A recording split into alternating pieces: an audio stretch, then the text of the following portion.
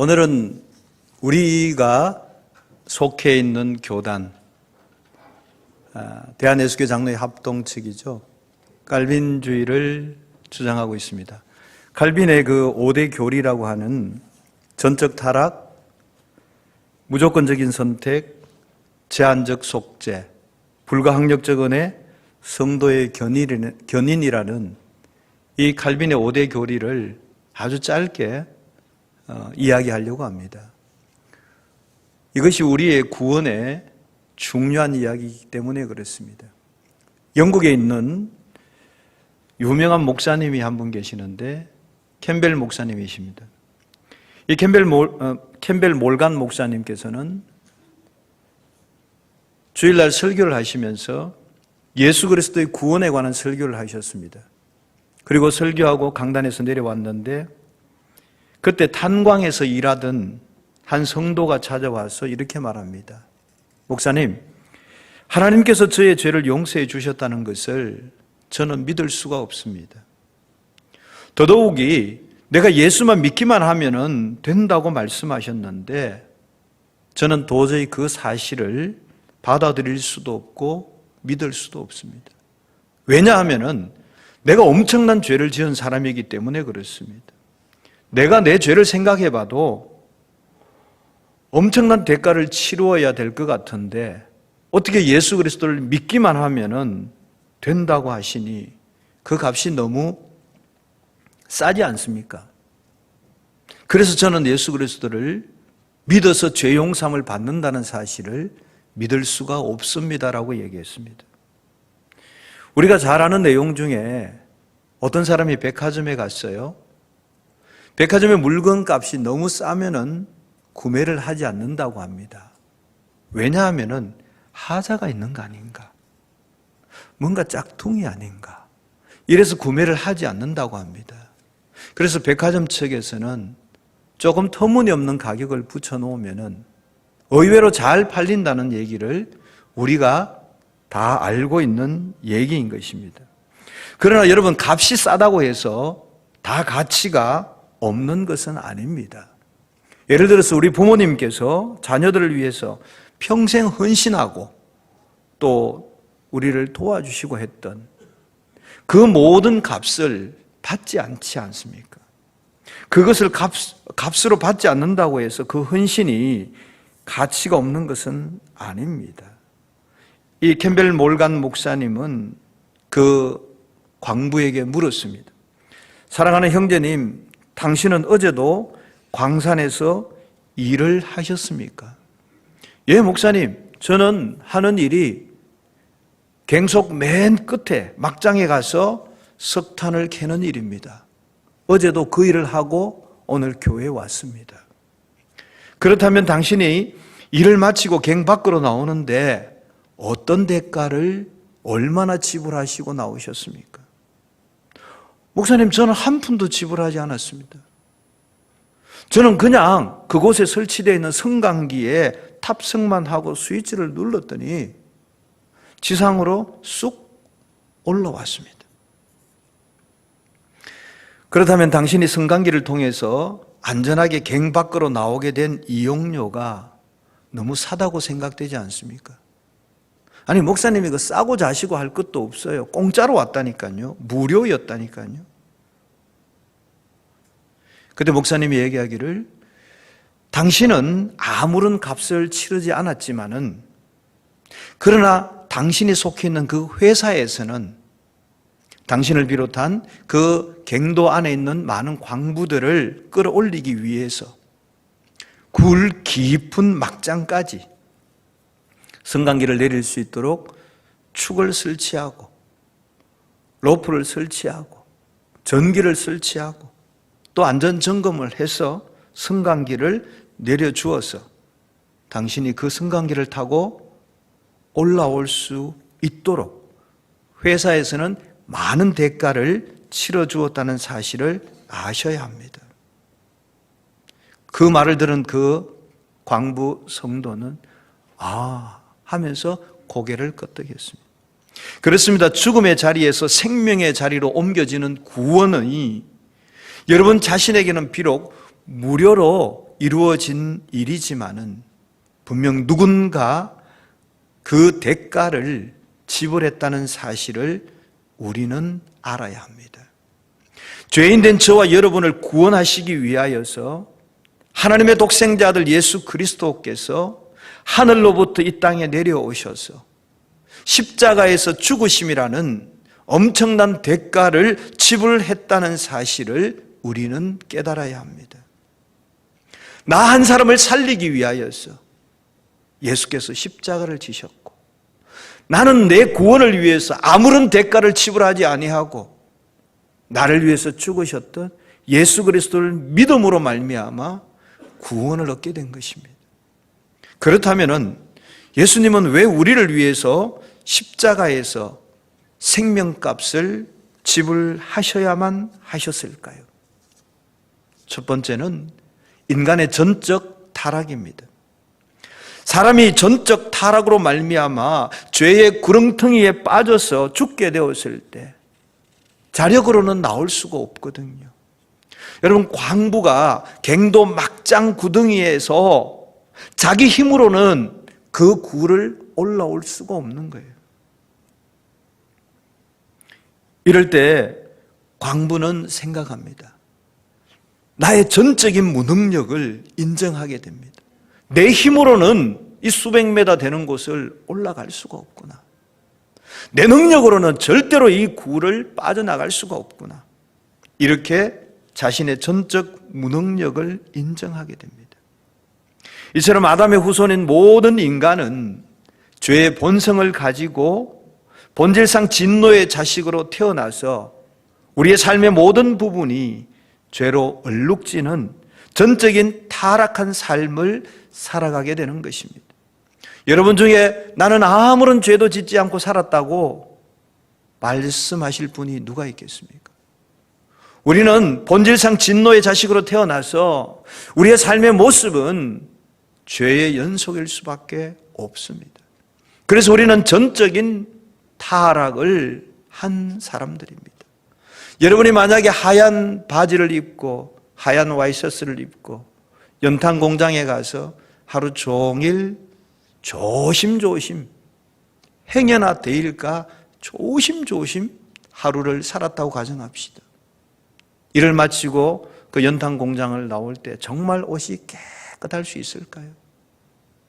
나는 조심조심 살았지만은 어디엔가 나도 모르는 사이에 끔정은 묻게 되어 있습니다.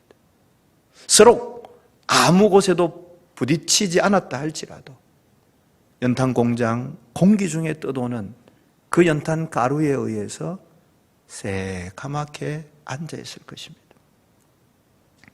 죄의 구렁텅이에 빠져 있는 우리 인간들은 아무리 경건하게 살려고 해도 전적으로 타락한 인생을 살 수밖에 없는 것입니다. 마치 탕자가 돼지우리 안에 사는 것과 마찬가지입니다. 자기는 돼지우리 안에서 아무리 깨끗하려고 조심하고 노력해도 여전히 돼지의 그 배설물을 묻힐 수밖에 없고 그 냄새에 찌들 수밖에 없는 것입니다. 중요한 것은 우리가 그 죄의 구렁텅이에서 스스로 벗어나지 못한다는 사실입니다. 우리가 전적으로 타락한 인간이기 때문에 우리 힘으로는 나올 수 없다는 것이죠. 누군가가 건져 주어야 나올 수 있는 것입니다. 그래서 예수님은 전적으로 타락으로 인해서 죄와 허물로 죽었던 우리를 살려주시려고 십자가에서 생명값을 지불하셨던 것입니다. 예수님은 생명값을 지불하심으로 말미암아 두 번째 우리에게 무조건적인 선택을 해주시는 겁니다. 무조건적인 선택. 우리가 예수 믿고 구원받을 때 조건이 없었어요. 자격이 없었어요. 무조건적이에요. 목사님이 그 광부에게 얘기합니다. 당신이 갱도 끝에 있을 때 나를 끌어올려 달라고 그렇게 말하지 않아도 회사에서는 승강기를 내려보내주면서 특정한 사람만 타세요 이렇게 말하지 않아요. 승강기를 내려주면서 누구든지 모든 사람들이 다 탈 수 있는 기회를 주었으므로 누구든지 당신도 그것을 타고 올라오지 않았느냐는 얘기입니다. 이처럼 예수님은 누구에게든지 구원을 주시겠다는 약속을 하셨는데 이 약속이 무조건적인 선택인 것입니다. 조건이 없어요. 조건 없이 구원을 받을 수 있는 은혜를 베풀어 주셨습니다. 구원을 받는데 특정한 조건이 없고 특별한 자격이 없고 모든 사람을 선택하여 주셔서 우리로 하여금 구원받게 하시는 것이 하나님의 은혜인 것입니다. 그래서 죄와 허물로 죽었던 우리를 그리스도와 함께 살리셨고 너희는 은혜로 구원을 받은 것이라 말씀하고 있습니다. 세 번째는요, 불가항력적인 은혜입니다. 회사에서는 광부들에게 승강기를 그냥 내려주는 것처럼 죄인 된 저와 여러분을 위해서 하나님께서는 독생자들 예수 그리스도를 이 땅에 보내주셨습니다. 이것이 하나님의 불가항력적 은혜입니다. 다른 말로 좀 쉽게 풀면은 전적인 하나님의 은혜요 선물이라는 것입니다. 불가항력적 은혜. 내가 선택한 은혜가 아니에요. 하나님께서 그저 우리에게 주시는 전적인 하나님의 은혜입니다. 여러분, 은혜라는 말 아시죠? 은혜라는 것은 받을 자격이 없는 자가 거저 받는 것이 은혜입니다. 선물은 어떤 것입니까? 주는 사람이 주고 싶은 사람에게 거저 주는 것이 선물인 것입니다. 어제 저녁에 어떤 청년 2명이 지하주차장 입구에 많이 쌓여있는 낙엽을 쓰는 것을 보았습니다. 너무 이뻐서 제가 붕어빵 사 먹으라고 10,000원을 끄집어내어서 한 사람에게만 줬어요. 청소는 2사람이 했는데 제가 제 눈에 이쁜 한 사람에게만 줬어요. 왜 그랬을까요? 선물이거든요. 선물은 주는 사람이 주고 싶은 사람에게 거저 주는 거예요. 그래서 그 사람은 내가 이걸 왜 받아야 되죠? 생각지도 못한 상태에서 그냥 받는 것. 이게 선물인 것이죠. 하나님께서 우리를 죄의 자리에서 생명의 자리로 옮겨주시기 위하여서 이 땅에 예수 그리스도를 보내주셨어요. 이게 불가항력적 은혜요 선물인 것입니다. 다른 말로 하면 하나님의 전적인 은혜죠. 내가 받기 싫어도 받게 되는 것. 이게 은혜인 것입니다. 여러분, 아침마다 해를 보고 나 오늘 햇빛이 싫어. 해 떠오르지 마라. 이렇게 말씀하신 분이 있으십니까? 여러분이 아무리 그렇게 외쳐도 찬란한 태양빛은 비춰오게 되어 있고 우리 모든 사람에게 골고루 비치게 되어 있습니다. 아침 해를 우리 모든 사람에게 비추어 주는 것이 하나님의 불가항력적 은혜입니다. 그 태양빛을 피하고 싶다고 피할 수가 없는 것이죠. 하나님께서 그냥 은혜를 베풀어 주시니까 우리는 그냥 받는 것입니다.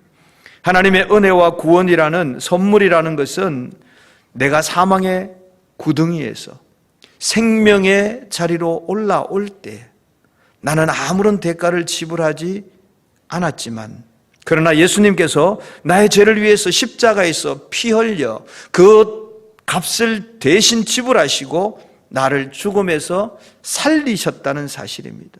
이것이 하나님의 은혜요 선물인 것입니다. 그래서 하나님께서 우리에게 불가항력적인 은혜 이걸 주셨기 때문에 우리는 이것을 자랑할 것이 없어요. 왜? 하나님께서 우리에게 거저 주신 선물이기 때문에 그렇습니다.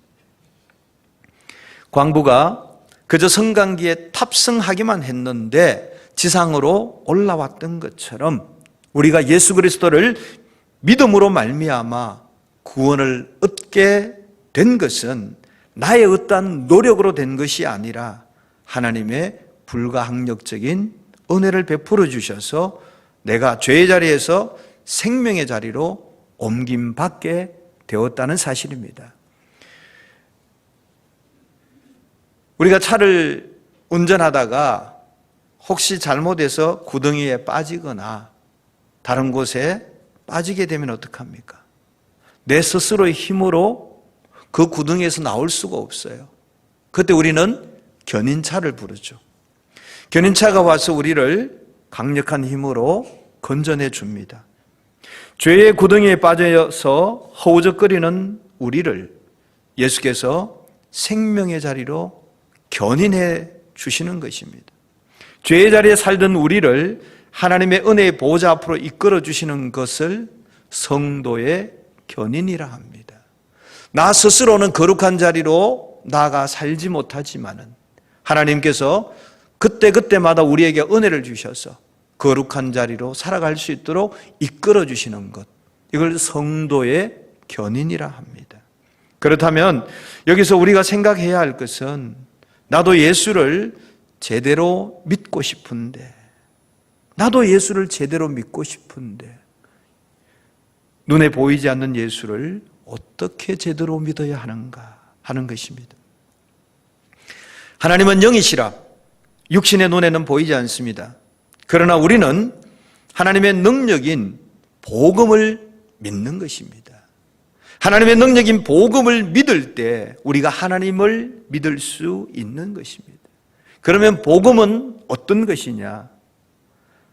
나의 죄인된 나를 위해서 하나님의 아들 예수 그리스도께서 이 땅에 구원자로 오셨다는 사실, 그 사실을 믿는 거죠.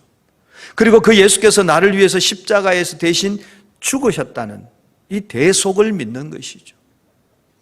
그분은 장사된 지 사흘 만에 죽은 자 가운데서 다시 살아나셨다는 부활을 믿는 것이죠. 하늘에서 내려오셨던 그대로 다시 하늘로 올라가셨다는 성천을 믿는 것이죠. 하늘로 올라가신 그 주님께서는 너희가 본 그대로, 내가 올라간 모습을 본 그대로 내가 구름 타고 다시 오겠다고 약속하셨던 그 재림의 약속을 믿는 것이죠. 이 믿는 것을 복음이라 그럽니다. 예수께서 나를 위해서 이 땅에 구원자로 오시고 나의 죄를 대신해서 죽으시고 부활하시고 성천하시고 다시 오시겠다 약속하신 이 사실이 복음인 것이죠. 이 사실을 믿는 자는 구원함을 얻고 죄에서 용서함을 받고 영원한 생명을 얻게 되는 것입니다. 이 복음은 모든 믿는 자에게 구원을 주시는 하나님의 능력이 된다고 약속하고 있습니다. 그런데 아무리 복음을 설명해도, 아무리 복음을 전해도 받아들이지 않는, 믿지 않는 사람이 있습니다. 그런가 하면은 복음을 전했는데 전하자마자 가슴을 치며 회개하며 주님께 돌아오는 사람도 있습니다. 이 세상에 참으로 많은 사람들이 있지만은 그러면 어떤 사람들이 구원을 받는 사람들일까? 하나님께서는 분명히 무조건적으로 선택을 해 주셨는데, 그런데 구원받는 사람은 다가 아니라는 얘기죠. 복음을 전했을 때 믿고 회개하고 돌아오는 사람, 그 사람만이 구원을 받는 것이죠. 하나님께서 하나님의 택정함을 입은 사람만이 구원을 받을 수 있는 겁니다. 즉 천하 만민이 있지만은 하나님께서 고르고 선택하셔서 하나님의 백성으로 선택해 놓은 사람, 택정함을 입은 사람만이 구원을 받게 되는 겁니다. 그래서 이런 구원을 제한적 속죄, 선택적 구원, 이렇게 이야기합니다. 즉 세상에 많은 사람이 있지만은 복음을 다 전했지만은 여러분처럼 예수 그리스도를 믿기로 작정하고 이곳에 오셔서 하나님의 자녀로 살아가시는 분은 구원을 받은 사람, 그러나 세상에서 아직도 복음을 들어도 외면하고 자기 길로 가버린 사람은 불택정자, 하나님께서 택정하지 아니하셔서 구원받지 못한 자입니다. 그런데 우리는 세상에 누가 택정함을 입었고 택정함을 입지 않았는지를 모릅니다. 그래서 우리는 만나는 사람마다 때를 얻든지 못 얻든지 주의 복음을 전하는 겁니다. 복음을 전했을 때 하나님이 택정한 자는 그 복음을 듣고 주께 돌아옵니다. 그러나 하나님께서 택정하지 않은 사람은 그 복음을 버리고 지나가는 겁니다. 이렇게 전적으로 타락하여 자력으로는 죄에서 빠져나올 수 없는 내가 하나님의 그 불가항력적인 은혜로 구원을 받았으니 얼마나 감사한 일인지 모릅니다. 그런데 문제는 내가 구원받은 것으로 만족하고 이제 나는 예수 믿고 구원받아서 천당을 떠났으니 이제 내 마음대로 살아도 된다, 이렇게 생각하는 것은 잘못된 것입니다. 여러분, 우리가 예수 믿고 구원받는 것은 시작에 불과한 겁니다.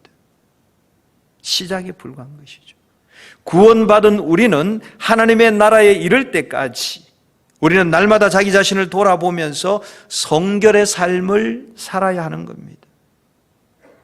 오늘 내가 예수 믿고 구원받았다고 내가 여전히 죄를 짓지 않느냐? 아니요, 죄를 짓습니다. 오늘 내가 구원받았다고 갑자기 100% 거룩해지느냐? 그렇지 않습니다. 우리는 여전히 허물이 있고 우리는 여전히 죄를 짓고 살아가는 사람들입니다. 그러나 내가 오늘 예수 그리스도를 믿고 구원을 받았어, 이제 내가 새로운 사람으로 거듭났다면은 이제 내가 주님 앞에 서는 그날까지 날마다 성결한 삶을 통하여서 내 삶이 성화의 단계를 지나가는 것이죠. 점점 더 죄가 옅어지고 점점 더 거룩해지는 이 성화의 삶을 우리가 살아가는 것이죠. 그래서 내가 주님 품에 안기는 그날 영화로운 단계로 들어가게 되어지는 것입니다. 내가 예수 믿은 지가 5년이 되었다, 10년이 되었다, 30년이 되었다. 그런데 내 모습은 여전히 동일하다. 그 문제가 있는 거죠. 아이가 태어났는데 5년이 지나고 10년이 지나고 30년이 지났는데 여전히 기저귀 차고 우주를 먹고 있으면 그 아이가 문제가 있는 아이죠. 우리가 예수 믿고 구원받았는데 내 삶의 시간들이 많이 흘러갔음에도 불구하고 내 영적인 삶의 모습이 동일하다면, 여전히 죄 가운데 살고 있고 여전히 거룩하지 못한 삶을 살고 있고 여전히 세상적인 삶을 살고 있다면 문제가 있는 것이죠. 우리는 여전히 범죄할 수밖에 없고 우리는 여전히 허물을 가지고 살아갈 수밖에 없지만은 날이 지나면은 지날수록 조금 더 성결화되고 조금 더 성화되어 가는, 어제와는 다른, 오늘보다는 내일이 더 훨씬 거룩해지는, 우리의 죄의 색깔들은 옅어지고 우리의 거룩성은 좀 더 진해지가는 이런 삶을 우리가 살아가야 하는 것입니다. 그래서 우리는 날마다 거룩하여져야 합니다. 우리는 날마다 경건한 삶을 살아가야 하는 것입니다. 우리는 날마다 주님 형상 닮아가는 삶을 살아가야 하는 것입니다. 이런 일들이 세속에 물들지 아니하고 하나님의 거룩한 신부로 준비되어지는 일인 것입니다. 저희 딸아이를 시집 보내기 전에 이렇게 보니까요, 마사지 하러 가고 손톱 네일 하러 가고 뭐 별거 다 하더라고요. 왜 저럴까? 신부로 단장하는 겁니다. 우리가 결혼하기 위해서 우리의 자녀들이, 우리의 딸들이 그렇게 예쁘게 단장하는 것과 같이 예수 그리스도의 신부된 우리, 신랑 대신 예수께서 언제 오실지 우리는 알지 못하지만은 예수께서 오시는 그날 우리는 잘 준비되어진 정결한 신부로 준비되어져 있다가 주님 다시 오시는 그날 우리는 천국 혼인잔치에 들어가야 할 줄 압니다.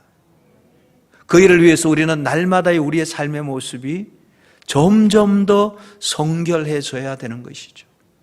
어제도 성질내고 오늘도 성질내고 내일도 성질내고, 어제도 욕심부리고 오늘도 욕심부리고 내일도 욕심부리고, 어제도 싸우고 오늘도 싸우고 내일도 싸우고, 이런 모습이 아니라 어제는 싸웠지만, 어제는 화를 냈지만 오늘은 덜 내고 내일은 아주 덜 내는 이런 모습으로 우리의 삶이 점점 더 성결화되어서 정결한 신부로 준비되었다가 주님이 언제 오실지 모르지만 오시는 그날 우리는 거룩한 신부로 혼인잔치에 들어갈 수 있는 우리 모두가 되어지기를 원합니다.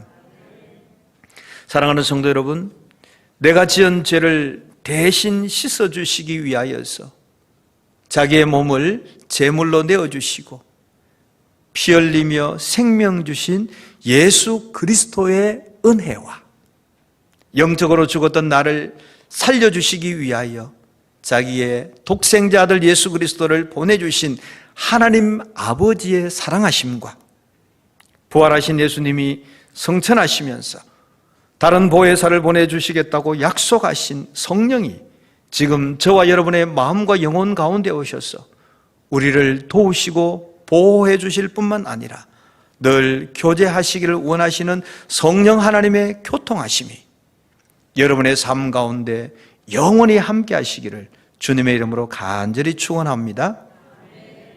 죄악으로 이미 죽었던 우리는 구원받음으로 인해서, 여러분, 우리가 예수 믿고 구원받았다는 사실이 좀 막연하게 생각되지 않습니까? 구원받았는데 뭐 어떻게 되는 거예요? 아무런 표시도 없잖아. 이 말씀을 잘 들으시길 바랍니다. 죄악으로 이미 죽었던 우리, 여러분, 죽은 사람의 심장은 뜁니까 안 뜁니까? 안 뜁니다. 죄악으로 죽은 사람의 심장은 뛰지 않습니다. 그러나 내가 구원함을 받음으로 말미암아 예수 그리스도의 심장을 내게 이식받은 사람이 바로 구원받은 우리들입니다. 그래서 지금 내가 과거에는 내 마음대로 살았지만은 이제는 예수 그리스도의 심장으로 살아가는 것이죠. 내 마음으로 살아가는 것이 아니라 예수의 마음으로, 예수의 심장으로 살아가는 것이죠. 내가 예수 믿고 구원받은 것은 결코 값싼 구원이 아닙니다. 여러분은 얼마짜리 인생이십니까? 3억입니까? 5억입니까? 얼마짜리 인생이세요? 우리 모두는요, 예수짜리 인생입니다. 예수의 심장짜리 인생입니다. 값으로 환산할 수 없는. 나는 이미 심장이 멎었어요. 그래서 내가 구원받음으로 예수의 심장을 이식받았기 때문에 지금 살아있는 거예요. 그래서 나는 5억짜리 인생이 아니고 예수짜리 인생이에요. 내가 예수 믿고 구원받은 것은 정말 존귀한 일이에요. 그래서 여러분 한 사람 한 사람이 너무너무 소중한 사람이고 가치 있는 사람이고 존귀한 분들인 줄 믿습니다. 그래서 내가 지금 육체 가운데 사는 것은 나를 사랑하사 나를 위하여 자기 자신을 버리신 그 하나님의 아들을 믿는 믿음 안에서 살아가는 것입니다. 여러분, 내가 사는 것이 아니에요. 나는 이미 죽었잖아요. 그래서 내가 지금 살아있는 이것은 예수의 심장이 뛰고 있기 때문에 내가 지금 살아있는 거예요. 그래서 내 안에 예수가 살아있는 사람. 지금 내 심장이 예수의 심장으로 뻘떡뻘떡 뛰는 그 사람이 구원받은 사람이에요. 우리가 그렇게 구원받을 수 있도록 나는 전적으로 타락했고 전적으로 무능력했지만은 하나님께서 무조건적으로 선택하시고 불가항력적인 은혜를 우리에게 베풀어 주시고 우리를 견인해 주시며 그 많은 사람 중에서 고르고 선택하여 제한적인 속죄를 우리에게 허락하시고 구원받게 하시고 예수의 심장을 가지고 오늘 또 살아가게 하시니 감사할 따름이죠. 여러분, 하루하루 살아가시면서 어제와는 좀 다른 오늘의 모습, 오늘보다는 더 나은 내일의 모습으로 하나님께 영광 돌리며 살아가는 우리 모두가 되어지기를 예수님의 이름으로 축원합니다.